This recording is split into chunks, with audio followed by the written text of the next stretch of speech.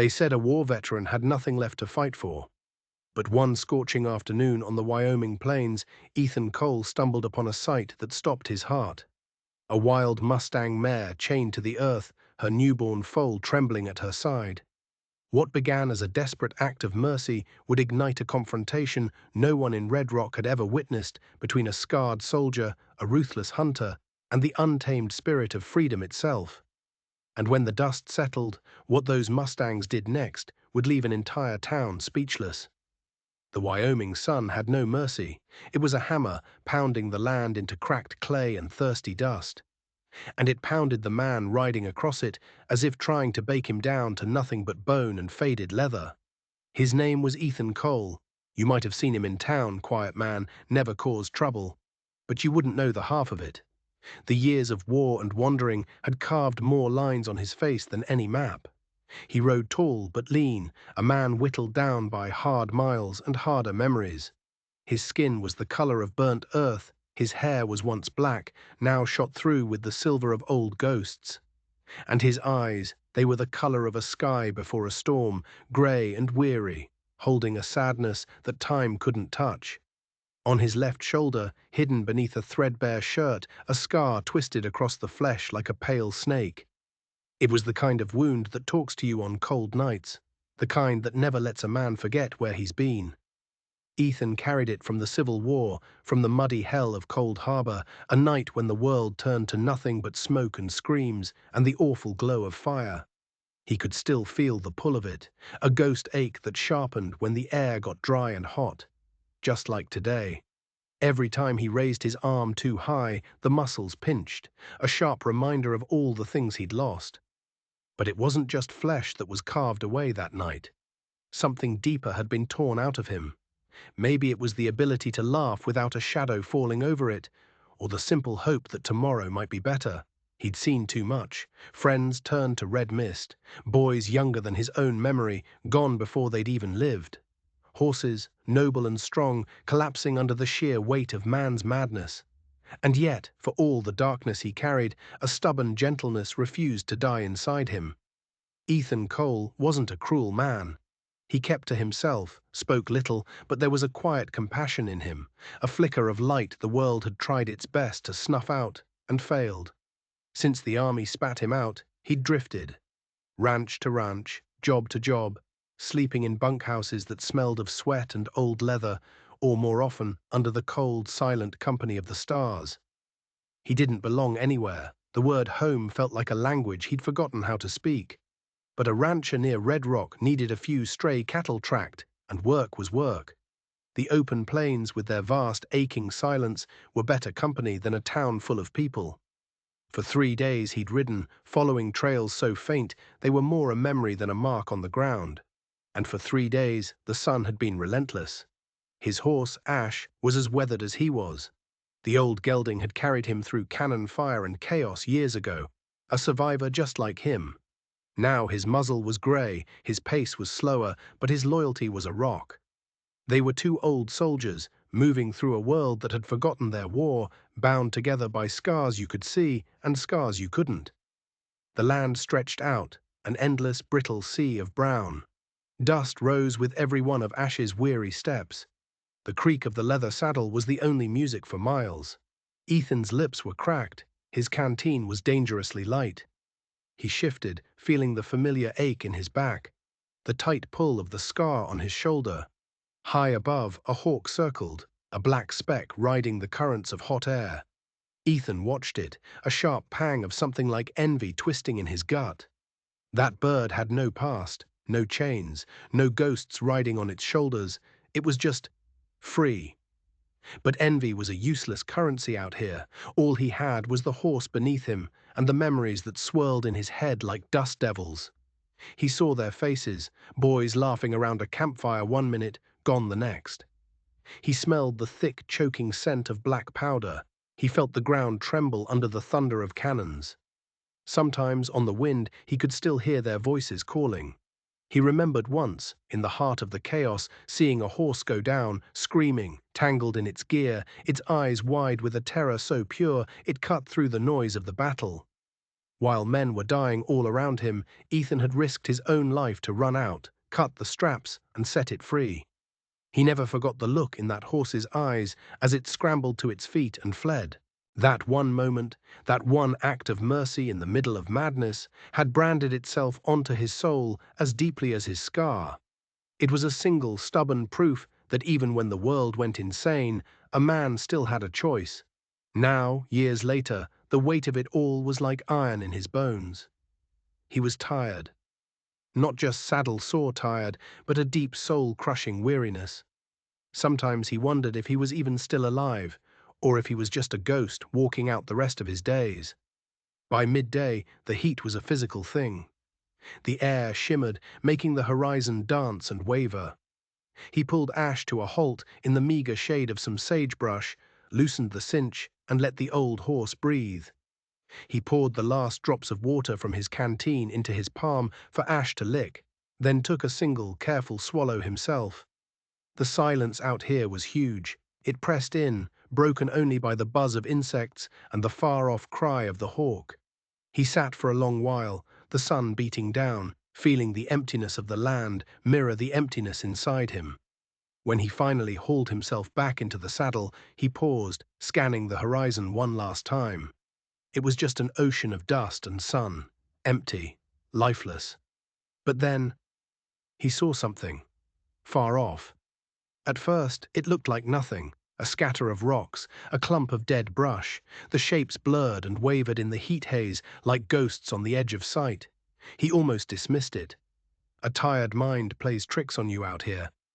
But something inside him, a cold prickle of instinct honed in places where seeing the wrong thing got you killed, told him to look again. The hair on the back of his neck rose. It was the old feeling, the battlefield sense that screamed when something was wrong. He gently tugged Ash's reins, turning the horse toward the distant shapes. His jaw tightened. The land was flat and bare. There was no reason for a cluster of anything to be right there. It was out of place. It felt wrong. He leaned forward, his hand drifting down, his fingers brushing the worn grip of the revolver at his hip. He didn't draw it, but the familiar weight was a comfort. Some habits you never lose. The wind shifted, a faint gust that stirred the dust and carried something with it. A smell, sharp, unpleasant. The smell of iron and sweat and something else. Something that smelled like fear.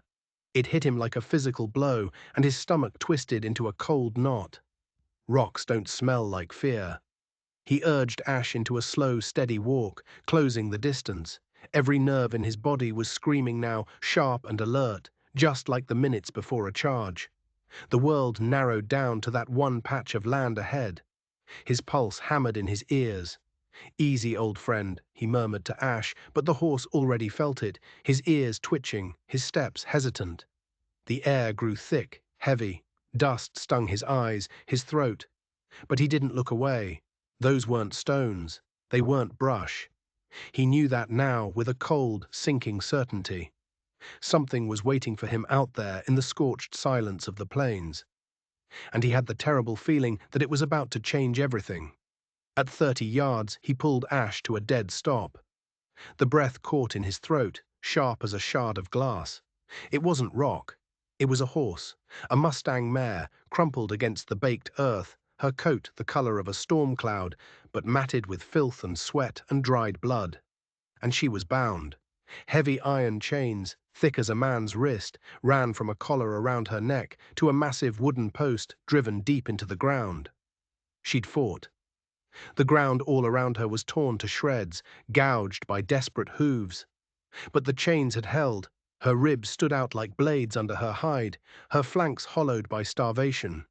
Every breath was a shallow, rasping struggle, her sides rising and falling like a broken bellows. And her eyes, God, her eyes. They were clouded, not with age, but with an exhaustion so deep it was almost death.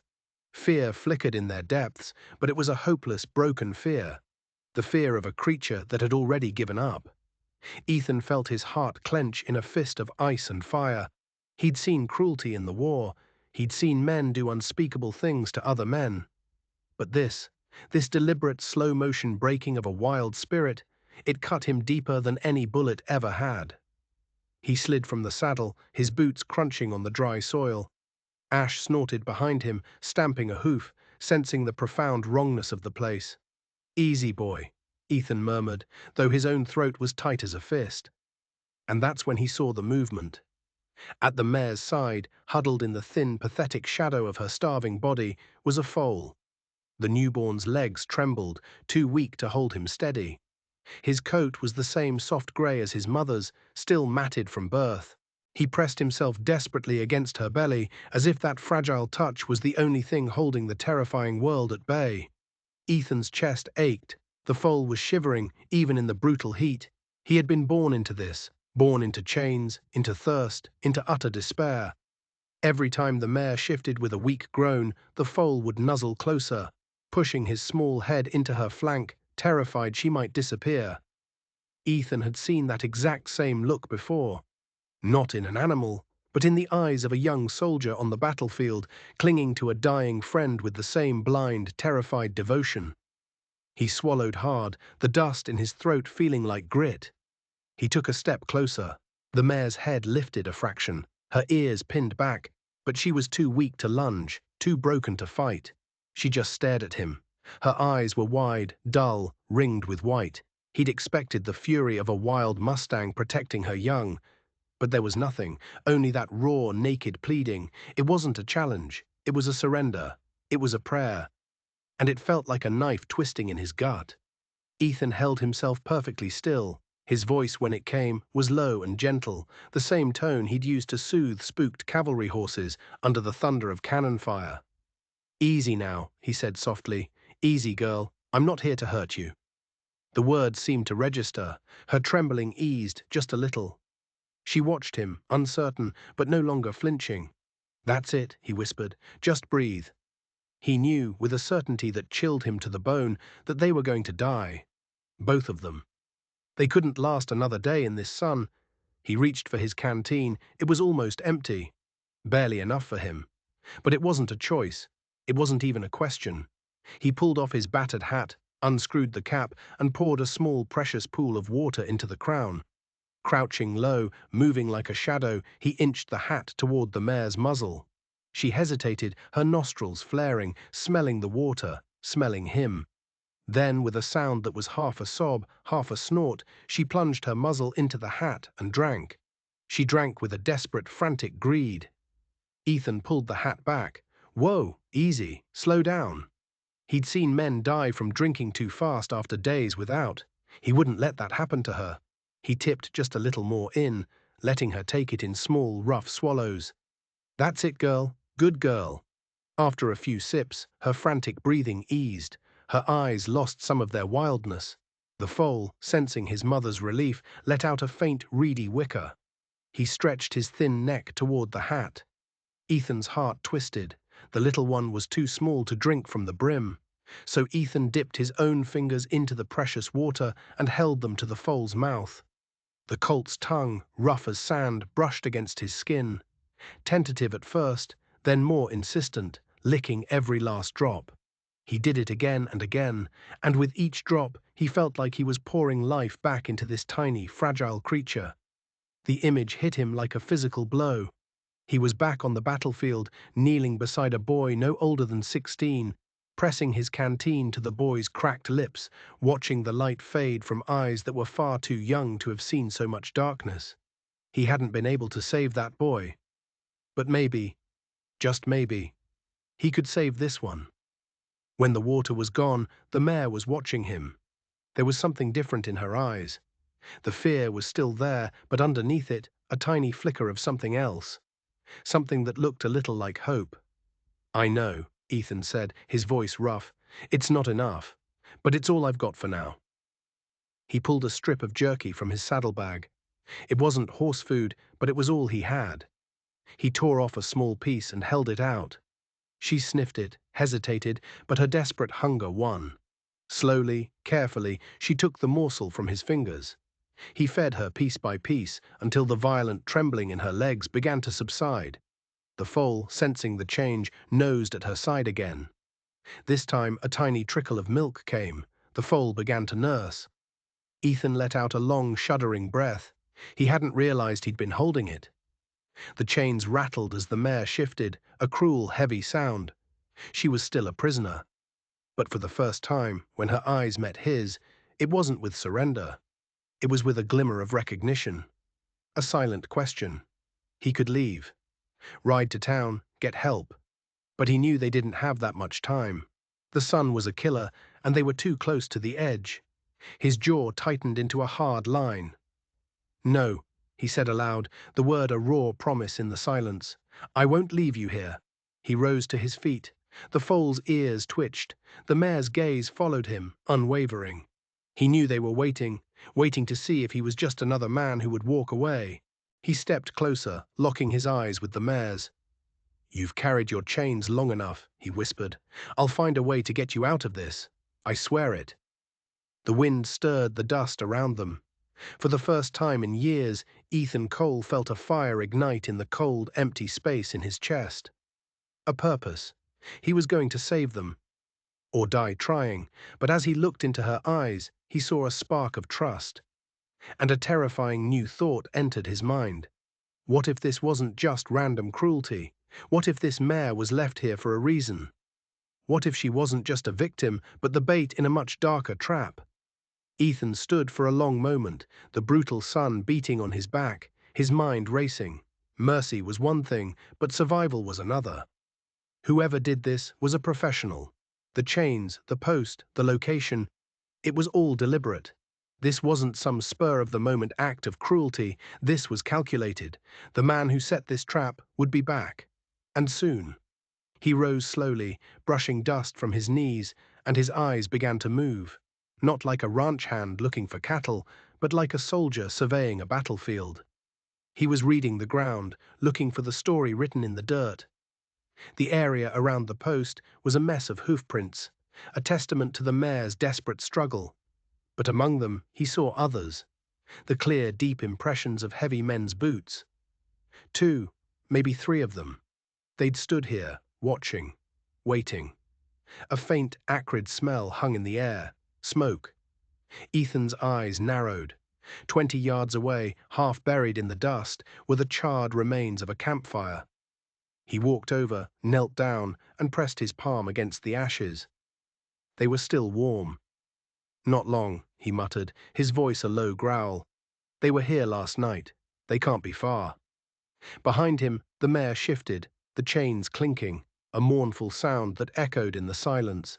Ethan's gaze swept the horizon. Nothing. He turned his attention back to the tracks leading away from the fire. 3 horses had been tethered there. Their hooves had churned the dirt. But one print made his blood run cold. It was deeper than the others, the shoe cutting a sharp line in the soil. And at the front of the shoe, a small triangular piece was missing. A chip. Ethan stared at it, his heart hammering against his ribs. He knew that mark. He'd heard whispers about it in every saloon and bunkhouse from here to the territories. It was a signature, as clear as if the man had signed his name in the dirt. Midnight. The black stallion belonging to Silas Blackwood. The name was a curse on the wind. Silas Blackwood.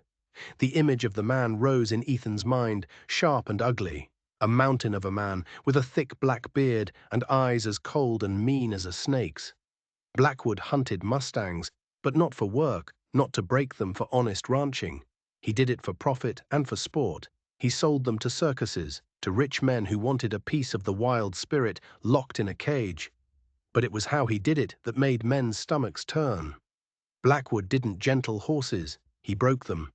He shattered their spirits with starvation and pain until nothing was left but a hollow shell of obedience. Men told stories about him in hushed tones, stories of horses whipped until they were bloody, chained until their legs gave out. He called it training. Everyone else called it torture. Ethan had only ever heard the stories, until now. He was looking at the proof. He looked back at the mare, at her foal. Sierra. The name came to him unbidden. She was the color of a storm cloud, and the foal. Storm. Shivering in her shadow. A cold, sickening realization dawned on him. Blackwood hadn't just chained the mother. By leaving the foal at her side, he'd created the cruelest trap imaginable. A mother will never abandon her young. Blackwood knew that. He knew the mare wouldn't use her full strength to fight, wouldn't risk hurting her foal. She would stay, exhausting herself, starving herself, but she would never, ever leave him. It was a prison made of instinct, stronger than any iron. A cold fury, hotter than the Wyoming sun, began to burn in Ethan's gut. He had seen the horrors of war, but this deliberate, twisted use of a mother's love as a weapon, it filled him with a revulsion so profound it made him feel sick. His fists clenched at his sides. He could picture Blackwood and his men laughing around their fire, counting the money they'd make from this broken mare and her terrified foal. His jaw locked. "Blackwood," he growled, the name a venomous promise. "This time you went too far." The mare lifted her head, her ears twitching at the sound of his voice. He met her weary gaze. She couldn't understand his words, but maybe she felt the cold steel in them. The silent vow of retribution. In that moment, this was no longer about a random act of mercy. A line had been drawn in the dust. This was now a war between a scarred veteran who had seen too much cruelty and a man who had made cruelty his trade. And for the first time in a long, long time, Ethan Cole felt something other than tired. He felt the fire to fight. He studied the chains. They were thick, heavy, forged to hold back a wild animal's fury. No knife in his pack could cut through them. The only way was to pull the stake itself out of the ground. He looked at Ash. The old horse stood patient, his head low. A plan formed in Ethan's mind. It was reckless. It was probably stupid. But it was all he had.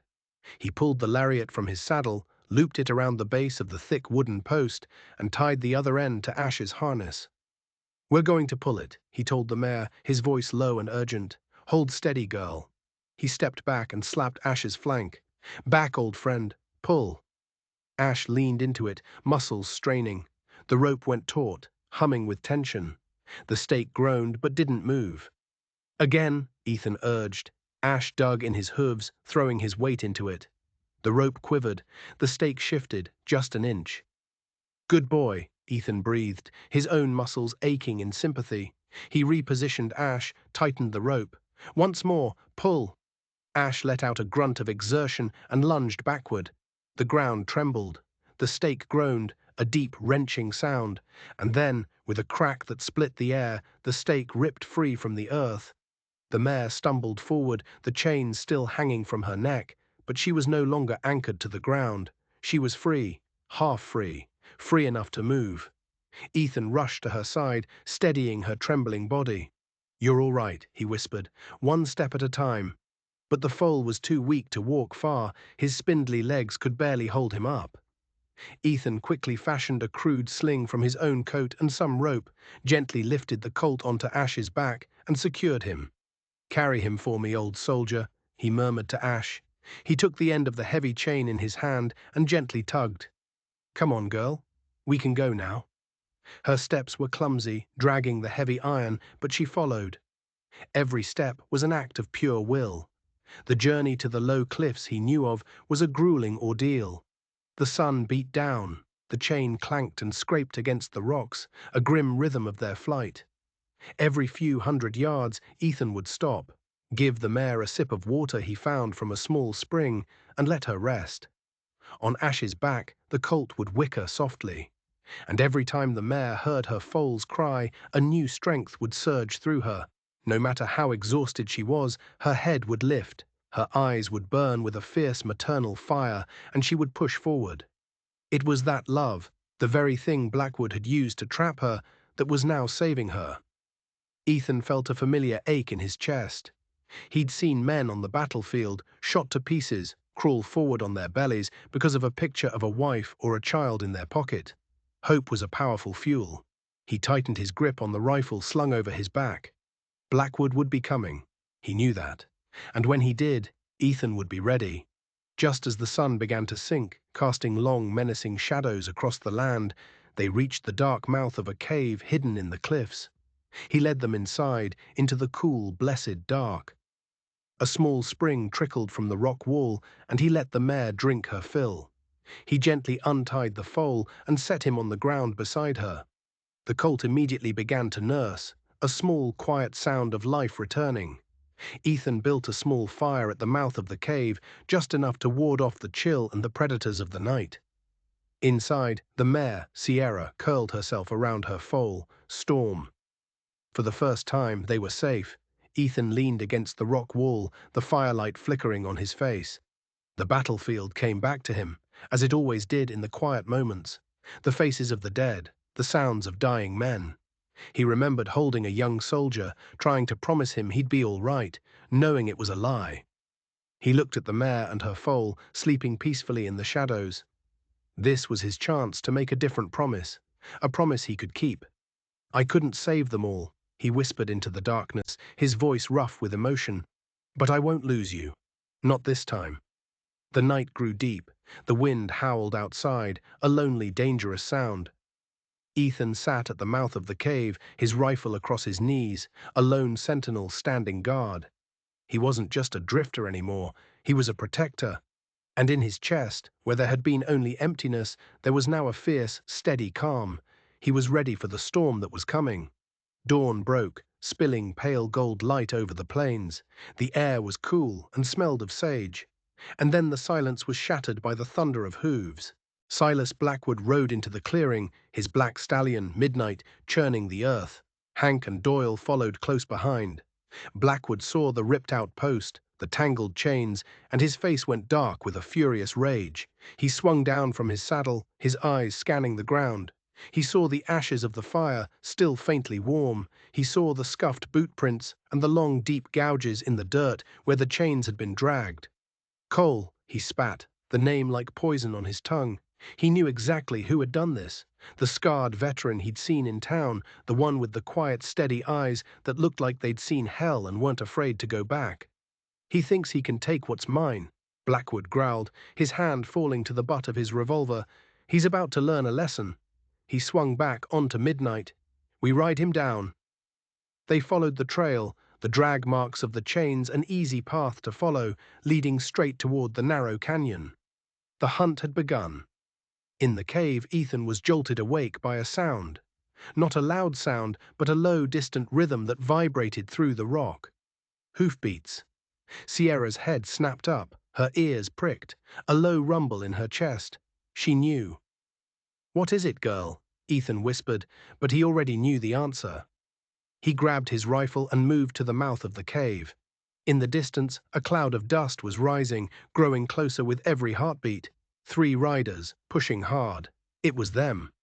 Behind him, Sierra moved, placing her tired body between the entrance and her foal. Her legs trembled with exhaustion, but her stance was pure defiance. Storm huddled behind her, terrified. Ethan looked at them, at the mare standing her ground, ready to die for her young. And he saw something in her eyes he hadn't seen before. It wasn't fear of him. It was trust. She was counting on him. A strange, cold calm settled over Ethan. For years he'd been a ghost, haunted by the war. But now, in this cave, with a wild Mustang's trust fixed on him, everything was clear. He gave her a single sharp nod. "Leave it to me," he said, his voice low and certain. "You won't wear chains again." The hoofbeats thundered closer, echoing off the canyon walls. The shadow of Silas Blackwood fell across the entrance of the cave, and Ethan Cole, rifle in hand, stood ready to meet him. The canyon walls funneled the sound, making 3 horses sound like an army. Dust swirled as Blackwood, Hank, and Doyle reined in their horses, their mounts skidding on the loose rock. Blackwood's eyes, burning with a cold fire, fixed on the cave, on the grey mare, and on the man standing in front of her. He swung down from his horse, his boots hitting the ground with a thud. "That's my horse, Cole," he roared, his voice cracking like a whip. Ethan stood his ground, his rifle held steady. His own voice was calm, as unmoving as the rock behind him. "Mustangs don't belong to anyone," he said, each word a carefully placed stone. "Least of all to a man who chains them to die." The air crackled with tension.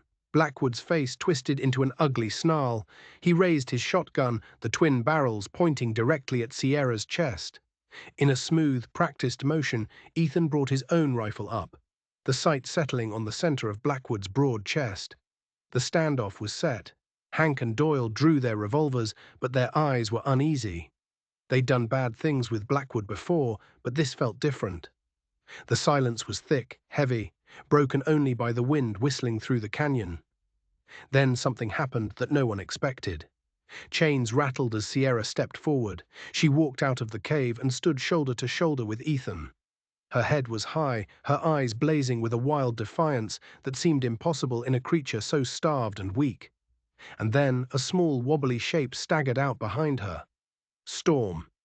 The foal pressed himself against Ethan's leg, his small body trembling, seeking protection not from his mother, but from the scarred man who had shown him kindness. The sight was so stunning, so unnatural, that for a moment everyone just stared.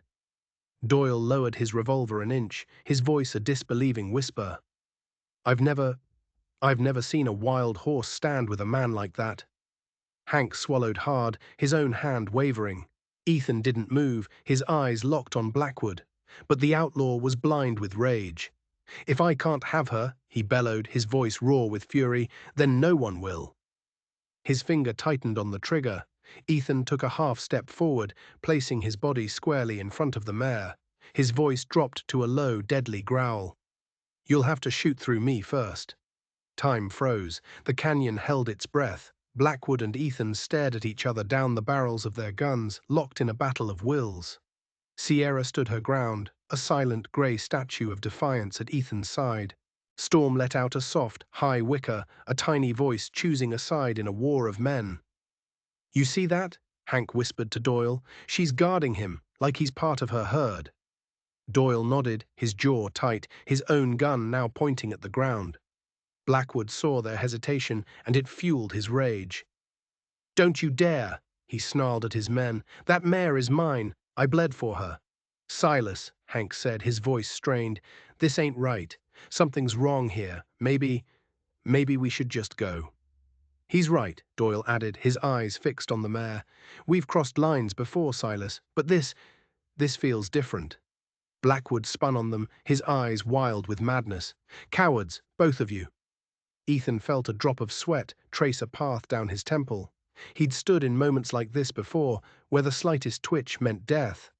The ghosts of the war were at his back, whispering. But then he looked down at the foal pressed against his boot, at the mare standing her ground for him. This wasn't about death, it was about life. He whispered, for her ears only, "I promise you, no more chains." As if she understood, her ear flicked, and she let out a soft huff of breath. Blackwood's roar of rage split the air as his finger jerked on the trigger. But just as the hammer fell, a sudden powerful gust of wind ripped through the canyon, kicking up a blinding wall of dust. For a split second, no one could see anything. And in that moment of chaos, a new sound echoed through the canyon. It wasn't a gunshot. It was the sound of another horse, and another, and another. From the high ridges above them, a wave of gray and brown and black was pouring down into the canyon. A herd of wild mustangs, their eyes flashing, their hooves thundering like a drumbeat of war, were charging down into the gorge. They weren't running from the noise, they were running towards it. The ground began to tremble. It started as a low vibration, a hum that grew into a deep, gut-shaking roar. Blackwood, Hank, and Doyle spun around, their faces a mask of confusion and fear. From both ends of the canyon, the mustangs poured in. Dozens of them, a river of wild horseflesh, their manes flying, their hooves striking the ground like thunder. They weren't just running through, they were circling, tightening the space, their bodies forming a living, breathing wall around the mouth of the cave. A massive dun stallion, his neck scarred from old battles, pushed to the front, his head low, his teeth bared in a silent, menacing snarl. He stared directly at Blackwood, his dark eyes burning with an ancient intelligence and a cold, lethal fury. Hank and Doyle backed their horses up, their faces pale. "What is this?" Doyle stammered. They're trapping us." Sierra let out a long, piercing call. It wasn't a sound of fear, it was a call to arms, a summons. And the herd answered, their own calls echoing off the canyon walls, a wild, terrifying chorus of defiance. The dun stallion took a step toward Blackwood's horse, Midnight. The black stallion shied back, his eyes rolling in terror. Blackwood fought for control, but his horse was spooked, sensing the raw, primal power of the wild herd. Ethan stood perfectly still, his rifle lowered slightly. He was as stunned as anyone. He had no idea where they had come from, but he understood what was happening. This wasn't just a random stampede, this was a rescue. Sierra's herd had come for her. Blackwood, realizing he was losing control, turned his rage back on Ethan. "This is your doing, Cole, some kind of trick." "It's no trick, Blackwood," Ethan said, his voice steady. "It's a reckoning." The dun stallion charged, not at Blackwood, but at Midnight, slamming his shoulder into the black stallion's flank. Midnight screamed and reared, unseating Blackwood, who crashed to the ground with a grunt of pain. Hank and Doyle, seeing their leader down and a wall of angry mustangs closing in, made their choice. They turned their horses and spurred them hard, forcing their way through a gap in the herd and galloping away, not once looking back. Blackwood scrambled to his feet, his shotgun lost in the dust, his face a mess of dirt and fury. He was alone, surrounded. The dun stallion stood over him, its massive chest heaving, its hot breath washing over Blackwood's face. The stallion didn't strike, it didn't need to. The message was clear. Ethan made his move. Slowly he walked toward Blackwood, his rifle held loosely at his side. He stopped a few feet away and tossed the small leather pouch of coins onto the ground at Blackwood's feet. The gold glittered in the dust. "Take it," Ethan said, his voice quiet but carrying the weight of finality. "And get out of this canyon. If you ever come back here, if you ever lay a hand on another one of these horses, this herd won't be so merciful, and neither will I." Blackwood stared at the gold, then at the wall of horses, then at Ethan's cold, hard eyes. The fight was gone from him, replaced by a raw, primal fear. He snatched the pouch of gold, scrambled onto his spooked horse, and fled, the jeering calls of the mustangs chasing him down the canyon. The silence that fell afterward was profound. The herd slowly began to part, their energy shifting from aggression to a quiet, powerful calm. Ethan let out a breath he didn't know he'd been holding. He turned to Sierra. She walked to him, Storm trotting at her side. She stopped in front of him and lowered her head, her muzzle gently nudging his chest. It was a gesture of profound gratitude, of a bond forged in cruelty and saved by courage. The dun stallion watched them for a long moment, then turned and began to lead the herd away, up the high ridges and back into the wild.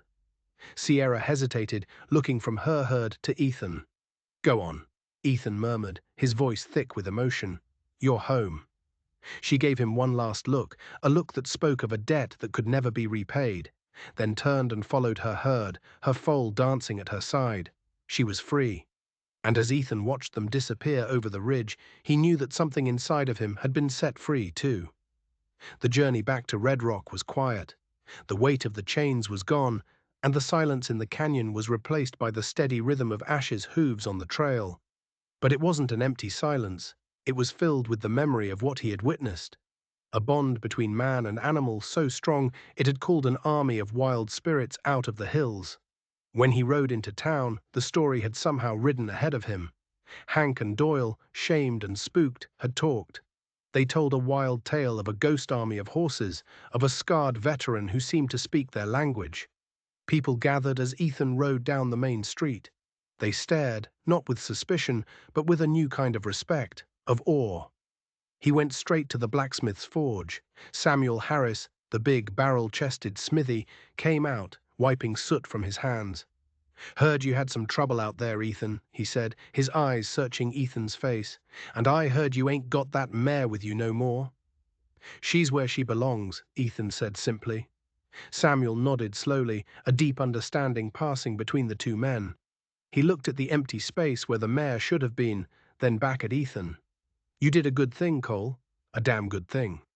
From that day on, something changed in Red Rock, and it changed on the plains too. For 3 days after the chains fell, Ethan kept to the edge of Red Rock, letting the grey mare mend. Samuel Harris came by with salve and bandages. Dr. Miller checked the rubbed sores at her neck and jaw, nodding at how quickly the tissue pinked back to life. Storm steadied on his legs, the wobble fading to a lively spring, his ears flicking at every new sound in the yard behind the forge. The mare, Sierra, as Ethan had quietly begun to call her, ate in small, steady mouthfuls, drank long from a clean trough, and slept like a creature who at last believed the ground beneath her would not be yanked away. On the fourth morning, Ethan sat on the stoop outside the forge with Ash's reins looped loosely in his hand.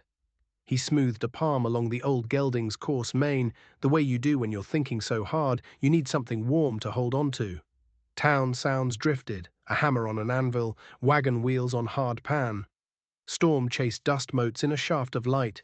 Sierra watched him with that unwavering mother's attention, each blink slow and certain. Ethan knew what had to come next, and the knowing pulled at him. Wild horses weren't made for alleys and corrals, for troughs and fences, and hands that meant well. They were made for wind and open country, and the living chord of a herd's heartbeat. He'd given them time and safety, now he had to give them back the rest. He rose, laid his cheek for a moment to Ash's neck, and said it under his breath, as much a vow to himself as a promise to the animals that had changed the course of his days. I kept you safe this far. The rest of the road is yours to choose. He saddled Ash with unhurried care, checked the sling in case Storm tired, and tied a small roll of jerky and bandages behind the cantle. When he turned, folks had gathered without meaning to. Mrs. Keats from the mercantile, two drovers on a smoke break, a boy with a freckled nose and eyes wide as coins. No one spoke. They understood the shape of goodbyes. Easy, Ethan told Sierra, and led her through the narrow gate. Storm fell in close, his tail flicking against his hocks, trotting side to side with the skittery delight of the very young. Ethan swung into the saddle, tipped two fingers to the cluster of townsfolk, and headed north. They rode out under a clean early sun. The town shrank behind them like a thing remembered, not quite real, until even the clang of the forge and the last shouted greeting were lost to the hush of open grassland. Sage rolled in pale waves, larks sprang up and settled again. In that bright quiet, Ash's hooves found their steady rhythm, and Sierra's stride lengthened into something that looked a little like ease. Travel was unhurried by design. Ethan watched Storm more than he watched the trail, how the colt learned his feet, how curiosity tugged at him like a kite string. A grasshopper leaping sideways, a hawk's shadow sliding over his back. The startling fun of his own breath when he snorted too hard and danced away from the sound he'd made. Each time he faltered, Sierra's flank brushed him, and he was sure again. Each time he bounced too far, she arched her neck and brought him back with a look. "Strong little one," Ethan murmured, half to Storm, half to himself. "You got the world in you." By mid-morning, the land began to lift, the grass deepened to a healthier green, and bands of cottonwood announced water somewhere not far. Ethan knew these stretches, knew the way mustangs used a long fold of ground, like a road, and gathered at certain hours on the shoulders of particular ridges. He had pushed cattle through here once in a hard spring squall and seen across a curtain of rain the brief silver flash of 100 backs in motion. He headed for that memory. They crested a low rise and stopped. The view north unfurled in a shallow basin cupped between two brown ridges. In the basin, the grass lay brushed in one direction, a sign of many hooves, and a faint dust hung without wind to move it. Ethan lifted a hand, and Sierra halted beside him, Storm bumping her shoulder and going still, as if he too felt the electricity run through the ground. 100 yards off, a line of shapes showed, not still, but not yet fleeing either. Mustangs, heads up, bodies tight, taking the measure of what had come over the hill. First one mare, then a second, stepped forward a pace. The dun stallion ghosted along the side, the weary mind of a leader who had walked his herd through bad seasons and good. Sierra lifted herself tall, her ears pricked so hard the skin along her neck trembled. Something old and indestructible kindled in her gaze. Storm felt it and whickered, the sound thin but sure. Ethan eased a breath all the way out. He kept Ash standing quiet, letting the air be a bridge and not a barrier. For a long few beats, nothing happened. Then Sierra took a single step. Storm surged with her, his legs too long for the ground, joy marching through him from nose to tail. They went 3 steps, 5, 10. The herd held. The dun stallion's head dropped a fraction, then rose again, his ears softened by a hair. Acceptance was never loud. Before they reached the herd, Sierra stopped and turned. She looked back at Ethan, and the distance between them felt like the smallest measure a man can make. The difference between a thing held and a thing honored. Gratitude lived in that look, yes, but there was something else too. Recognition. A mutual understanding that whatever had passed between them would not be owned by words. Ethan touched 2 fingers to the brim of his hat. He didn't trust his voice and didn't need it. The gesture said what needed saying. Storm squealed and leapt, the kind of leap that makes the air brighter. He shot ahead, then checked, then shot again, like a colt discovering that his body could be both question and answer.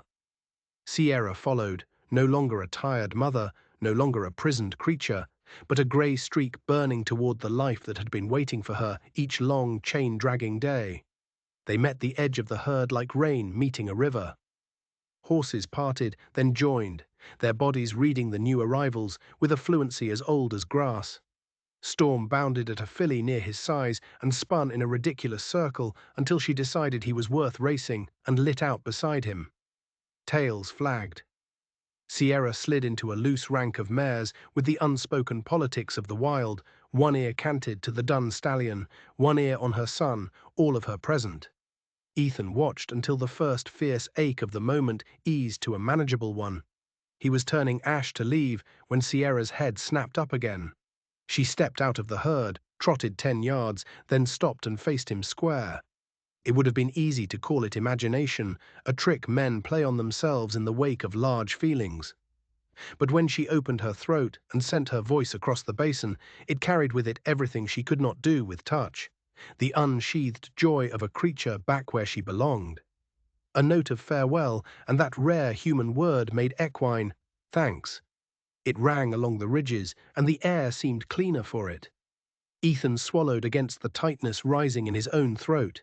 His hand found the worn leather of the reins and held fast, the way you hold fast to the last thing between you and weeping. He leaned forward and let his voice fall to the pitch that had always been most honest in him. "Go on," he said, "and don't you ever wear chains again." Sierra stood a heartbeat longer, then spun and ran, the grey of her back burrowing into the herd until she was not a single story, but part of the larger one the land kept telling. Stories travel quickly on the plains, even when no one means them to. By autumn, cowhands swapping lies over tin cups told of a grey mare who did not scatter when riders topped a rise. Teamsters on the North Road swore they had seen a small band of Mustangs keep station just off their wagons for a mile. Not threatening, not tame, merely there, like companions for a stretch of lonely trail. A freighter coming late through a draw swore he'd found wolves turning away with their tails tucked. And when he lifted his head, he saw horse prints fanned around a place where his axle had broken, prints pressed on top of his own, as if the horses had stood guard. Others added that the foal, the spry one with the spring-loaded legs, had lengthened into a handsome young stallion whose idea of heaven was to harass his elders into a gallop and then win the race he'd started. In every telling, the detail that mattered most was the same, the grey mare's calm when she saw a man who meant no harm. She didn't come for sugar, didn't suffer a hand on her neck, but she didn't flee, and in that not fleeing, listeners heard something like trust. The legends crossed cook fires and state lines, growing and shrinking in the ordinary ways of stories. Some put Ethan right in the middle of them, riding with a herd like some saint of horses. He never corrected those tales because he never heard them. He only heard the quieter reports, the ones spoken in passing in the Red Rock Saloon or outside the livery, whispers that put a steady warmth in his chest and a small private smile at the corner of his mouth. When he heard, he didn't crow or claim or even speak. He just looked north for a second longer than needed and went back to whatever task was in his hands. The emptiness that had camped in him since the war had not vanished. But it had been made livable by a simple fact. He had given 2 lives back to themselves, and in doing so, had been given something back he hadn't known how to ask for. Compassion had done that. Not the soft kind that's only words, but the hard, sinewed kind you sweat for, water poured from your own canteen when you're thirsty, nights kept with a rifle across your knees. The choice made in a canyon not to shed blood when gold could end the standoff. It had saved a mare and her colt, and it had steadied a man who'd wandered too long among ghosts. By winter, folks began to say the tale differently. They stopped calling it a story and started calling it a piece of the country. The old-timers folded it in with the ones about sudden cloudbursts and coyotes that sang like drunkards. The kids repeated it with the clear eyes of those who think the world is bigger than fear. There was a veteran, they'd start, and there was a Mustang with a coat like a storm. He found her in chains and took the chains off. And then he let her go. Ethan wanted no credit and took none. He fixed fences, mended tack, moved cattle when ranchers called. He slept under stars he had slept under before and would again. Sometimes at dusk, when the wind came low out of the north and smelled like rain that wouldn't reach him, he'd imagine a grey back breaking the line of a ridge and a younger, stronger shape at her flank. He didn't wave. He didn't even lift his head. He simply knew, in the bone-deep way a man knows his own name, that somewhere the right feet were striking the right ground. And that was enough. Thank you for staying with us until the end of this story. We'd love to hear from you. Share your thoughts in the comments below and let us know your favorite part. If you enjoyed the journey, don't forget to like, share, and subscribe to our channel for more captivating stories like this one. And don't miss out. Hit the notification bell so you're always updated on our latest content. Your support truly means the world to us.